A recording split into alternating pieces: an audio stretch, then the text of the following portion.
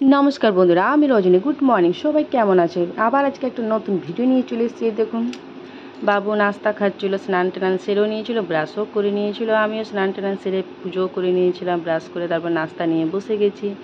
আলু হরলিক্স তারপর রুটি খাচ্ছিলাম সকালের নাস্তা। তারপর ওখানে মাসি ওইখানে মৌসুমি খাচ্ছিল, তারপর মাও এখানে নাস্তা খেতে বসে গেছিলো। তারপর মুসুরির ডালটা বেটে নিয়েছিলাম আদা রসুন কাঁচা লঙ্কা দিয়ে, তারপর হলুদ নুন মাখিয়ে ভালো করে মেখে নিয়েছিলাম। তারপর বড়া করলাম, মুসুরির ডালের বড়া খেতে ইচ্ছে করছিলো বলে বড়া করলাম, মাও খেতে চাইছিল।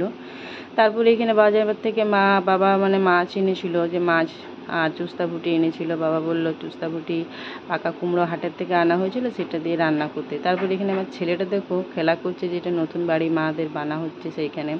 চুস্তা ফুটিটাও মাকে বললাম পরিষ্কার করে মা ধুয়ে দেয়, যেহেতু আমার ধুতে ভালো লাগে না, মাকে বললাম ধুতে, মা ধুয়ে দিল পরিষ্কার করে।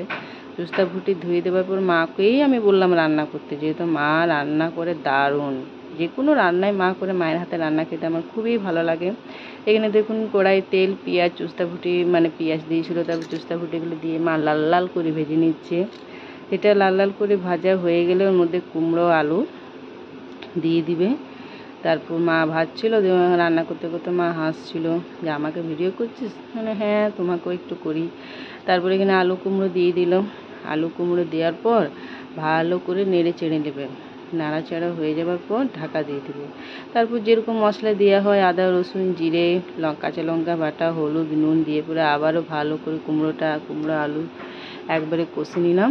তারপরে এক সাইডে মাছও ভাজা হচ্ছিল, মাছও এনেছিল, মাছের তরকারি হয়েছিল, মাছের হালকা ঝোল করেছিলাম। তারপর চুস্তা ফুটি ভাজা হয়ে দেবে। দুপুরের খাওয়া দাওয়া নিয়ে বসে গেলাম। এখানে ভাইকে খেতে দিয়েছি, বাবাকেও খেতে দিয়েছি। চুস্তা মাছ বড়া মাছ রান্না এদের খাওয়া হয়ে যাবার পর বাবার ভাইয়ের খাওয়া হয়ে যাবার পর আমরাও খেতে বসবো দুপুরের খাওয়া দাওয়া নিয়ে।